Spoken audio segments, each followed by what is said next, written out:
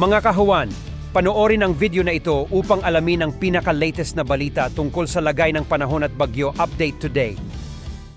Mula sa Pag-asa Weather Forecasting Center, narito nang lagay ng ating panahon ngayong Miyerkules, April 3, 2024. Sa ating latest satellite images, patuloy na nakaka-apekto itong ridge of high pressure area. Muli kapag meron tayong high pressure area, malit yung tsansa na magkaroon tayo ng mga kaulapan or nahihirapang mabuo yung mga kaulapan dahil doon medyo malit din yung tsansa magkaroon tayo ng mga pag-ulan. Partikular na nga dito sa may bahagi na nga, silangang bahagi nito nga Northern Luzon, partikular sa area ng Cagayan Valley region, medyo malit yung tsansa ng mga pag-ulan. Bagamat sa nalalabing bahagi nating bansa, sa Luzon, Visayas at Mindanao, posible pa rin yung mga isolated rain showers and thunderstorms. Dulot naman yan ng mga localized thunderstorms. Sa ngayon din, wala pa tayong minomonitor na ng low pressure area o bagyo sa loob at labas ng Philippine Area of Responsibility.